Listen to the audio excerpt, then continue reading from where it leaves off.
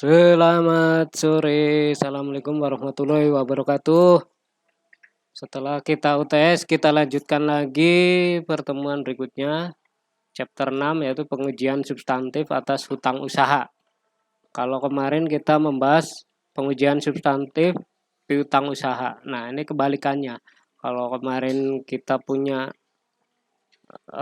pendapatan yang masih diterima, belum diterima uangnya.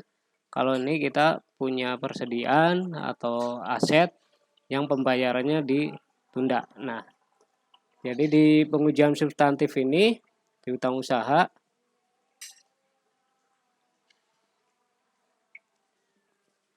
transaksi atau siklus pembelian dan pembayaran yang terkait di sini adalah untuk pembelian barang dan jasa.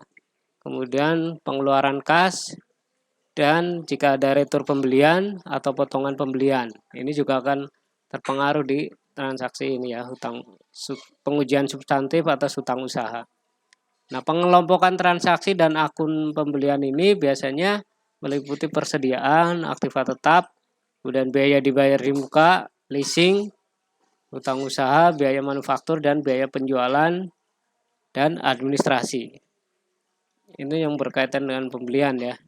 Kemudian untuk yang pengeluaran kas ini biasanya yang terpengaruh ini adalah kas di bank, yaitu dari pengeluaran kas, kemudian hutang usaha dan potongan pembelian.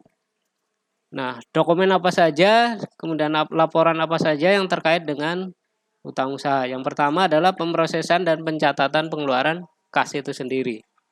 Kemudian pengeluaran cek, kemudian file transaksi pengeluaran kas dan jurnal pengeluaran kas.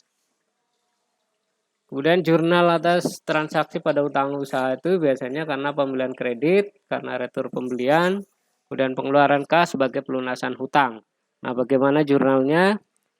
Ini kita melihat untuk tujuan auditnya adalah kita harus memastikan bahwa saldo hutang itu yang sesungguhnya sama dengan saldo hutang yang disajikan di laporan keuangan mengenai keberadaan keterjadiannya, kemudian kelengkapan dokumen, kemudian penilaian dan alokasi serta kewajiban yang timbul dan penyajian serta pengungkapannya. Itu tujuan audit untuk pengujian substantif atas hutang usaha adalah untuk memastikan bahwa saldo hutang sesungguhnya itu sama dengan saldo hutang yang disajikan di laporan keuangan. Nah, jurnal yang terkait dengan transaksi hutang usaha pada saat pembelian persediaan, debitnya adalah persediaan, kreditnya adalah hutang usaha. Nah, ketika terjadi retur pembelian, hutang usahanya di debit, kemudian retur pembeliannya di kredit. Nah, kenapa nggak langsung ke persediaannya di kredit? Nah, ini kita menggunakan metode ini ya, untuk pencatatan retur pembelian ya. Kemudian untuk pelunasan hutang, maka hutang usahanya di debit, kasnya di kredit atau bank. Ya. Nah, kemudian catatan atas akuntansi yang terkait pada hutang usaha, yaitu ada seperti kemarin ada buku pembantu piutang ya. Nah, di sini buku pembantu hutang, yaitu pada transaksi pembelian kredit. Tapi kalau pembelian secara tunai tidak perlu ada transaksi pembantu hutang ya. Kemudian buku persediaan ini adalah pada transaksi pembelian. Nah, perbedaan karakteristik antara piutang lancar dan hutang lancar. Di sini piutang lancar ini biasanya cenderung overstatement, jadi lebih besar mencatatnya ya. Kemudian penyajian berdasarkan nilai bersih yang dapat direalisasikan. Tapi kalau hutang lancar cenderung untuk understatement, jadi kurang mengaku hutangnya sehingga cenderung hutangnya lebih kecil.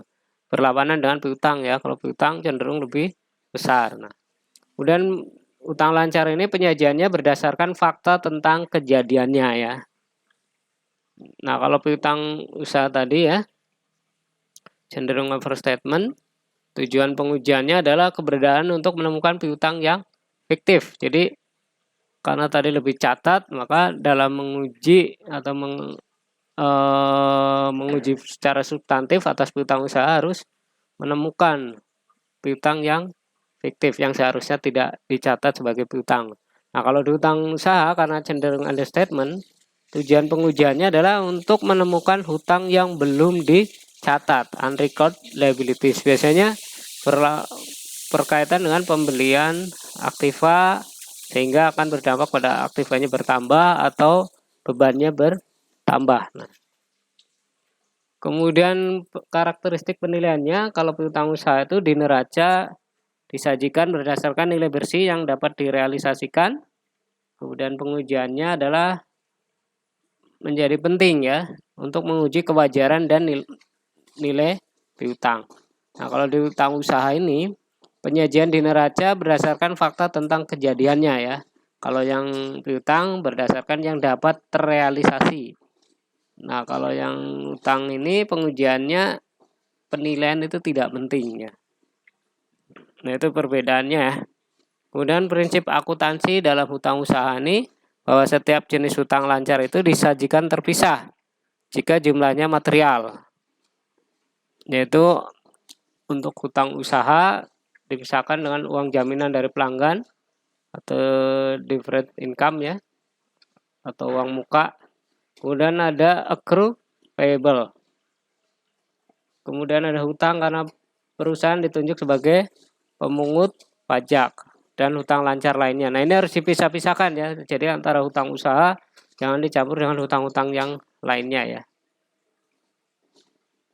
Kemudian hutang jangka panjang yang akan segera jatuh tempo harus diklasifikasikan sebagai hutang lancar. Jadi di reclass yang akan jatuh dalam waktu 1 tahun pembayarannya harus di reclass ke hutang jangka pendek. Kemudian hutang pada pihak yang berhubungan atau memiliki hubungan istimewa atau afiliasi itu harus dipisahkan dari hutang kepada pihak tiga yang independen ya. Jangan digabung ya. Kemudian aktiva yang dijaminkan dalam penarikan hutang harus dilakukan pengungkapan. Jadi harus dijelaskan ya, harus didisclose. Aktiva yang dijaminkan untuk penarikan hutang. Kemudian hutang bersyarat harus dijelaskan dalam neraca. Nah, itu prinsip-prinsip akuntansi atas hutang usaha.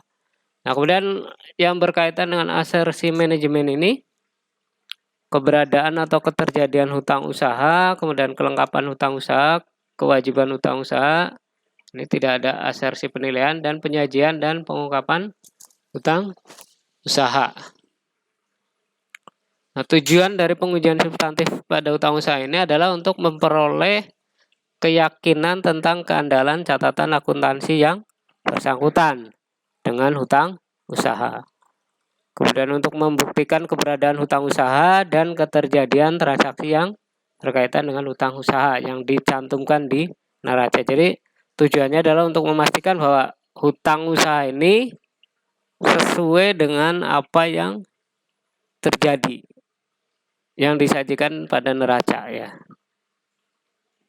Kemudian membuktikan kelengkapan dari transaksi hutang usaha tersebut ya, yang dicatat dalam catatan akuntansi dan kelengkapan saldo hutang yang disajikan di neraca. Kemudian membuktikan kewajiban klien atas hutang usaha yang dicantumkan di neraca. Nah, jadi tujuan pengujiannya adalah untuk itu ya, memastikan. Kemudian membuktikan kewajaran dari penyajian dan pengungkapan hutang usaha di neraca. Jadi kalau hutang usahanya terlalu besar, berarti ada kesalahan catat. Nah, biasanya justru kejadiannya sebaliknya, hutangnya terlalu kecil dicatatnya ya, karena kurang catat. Nah, maka tujuan pengujian substantif ini adalah untuk menghindari atau menemukan hal-hal seperti itu ya. Kemudian program pengujiannya itu harus melakukan prosedur audit awal terhadap hutang usaha, kemudian prosedur analitik atas hutang usaha, kemudian pengujian terhadap transaksi rinci atas hutang usaha, kemudian pengujian terhadap saldo akun rinci atas hutang usaha, dan pemeriksaan atas penyajian dan pengungkapan hutang usaha. Nah, metodologinya pertama harus memahami pengendalian internal ya atas pembelian dan pengeluaran kas. Ya, kemudian harus bisa menentukan resiko pengendalian dan atas pembelian dan pengeluaran kas. Kemudian baru menentukan perluasan pengujian atas pengendalian tersebut, kemudian mendesain pengujian pengendalian dan pengujian substantif untuk transaksi pembelian dan pengeluaran kas untuk memenuhi tujuan audit transaksi yang terkait. Nah, itu prosedur audit, kemudian ukuran sampelnya juga harus ditentukan, kemudian item yang dipilih dan waktunya ya. Itu metodologi untuk mendesain pengujian saldo utang usaha. Kemudian atribut samplingnya di sini karena penting pengujian pengendalian dan pengujian substantif terhadap transaksi pembelian dan pengeluaran kas, maka menggunakan atribut sampling yang biasa dilakukan dalam audit. Jadi di sampling nih. Kira-kira bulan apa nih yang banyak transaksinya ya. Biasanya dipilih yang banyak transaksinya ya. Misalnya setahun diambil 3 bulan ya, Januari, Desember, dan Juni yang kira-kira transaksinya banyak. Kemudian metodologi untuk pengujian saldo atas rincian utang usaha. Yang pertama, tahap pertama harus mengidentifikasi risiko bisnis klien yang dapat mempengaruhi hutang usaha. Kemudian menentukan salah saji yang dapat ditoleransi dan menentukan risiko bawaan hutang usaha dan menentukan risiko pengendalian hutang usaha. Nah, kemudian di tahap 2, mendesain dan melakukan pengujian pengendalian dan pengujian substantif atas transaksi siklus pembelian dan pembayarannya. Dengan tahap 3, mendesain dan melakukan prosedur analitis terhadap siklus pembelian dan pembayaran dan mendesain pengujian saldo rinci hutang usaha untuk memenuhi tujuan audit terkait dengan saldo utang. Nah, prosedur audit, ukuran sampel, item yang dipilih, dan timingnya ya harus dipertimbangkan. Nah, kemudian prosedur analitisnya dalam siklus pembelian dan pembayarannya dalam membandingkan saldo akun beban yang terkait pembelian dengan tahun-tahun sebelumnya, yang kemungkinan salah sajinya adalah hutang usaha dan biaya. Jadi harus dibandingkan dengan tahun-tahun sebelumnya ya. Kemudian mereview daftar hutang usaha yang luar biasa, non-vendor, dan hutang dengan bunga ya. Nah, ini kemungkinan salah sajinya adalah klasifikasi untuk non-trade liabilities ya. Jadi itu ya kemungkinan salah sajinya. Maka prosedur analitis yang harus dilakukan adalah membandingkan dan mereview ya. Kemudian untuk kemungkinan salah saji akun yang tidak dicatat atau tidak ada atau salah saji, maka harus membandingkan hutang usaha individu dengan tahun-tahun sebelumnya. Hutang usaha per vendor maksudnya ya, per PT ya, dengan tahun-tahun sebelumnya. Apakah tahun ini ada, tahun sebelumnya ada apa enggak? Kalau ada, berarti kapan dilunasi, sudah lunas atau belum, sudah dibayar atau belum ya. Kemudian kalau kemungkinan akun yang tidak dicatat atau tidak ada atau salah saji ini bisa dilakukan juga melalui menghitung rasio-rasio seperti pembelian dibagi dengan hutang usaha. Kemudian hutang usaha dibagi dengan hutang lancar. Nah, itu prosedur analitis yang dilakukan jika terjadi tidak catat atau tidak ada atau salah saji ya. Kemudian untuk out of period, pengujiannya adalah menguji dokumen pendukung pengeluaran kas setelah tanggal neraca atau subsequent cash disbursement. Nah, kemudian menguji dokumen pendukung untuk tagihan-tagihan yang tidak terbayar beberapa minggu setelah tanggal neraca, kemudian melacak laporan penerimaan yang diterbitkan sebelum tanggal neraca ke faktur dari penjualan. Kemudian melacak laporan dari penjual yang menunjukkan saldo yang sesuai dengan hutang usaha di neraca saldo.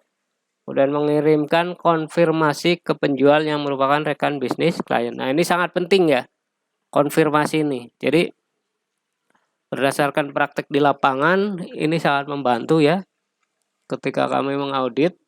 Jadi dari hasil konfirmasi tersebut, kita bisa memastikan bahwa saldonya itu valid atau tidak ya. Nah, nanti akan saya contohkan ya. Kemudian hubungan pisah batas atau cut off ya.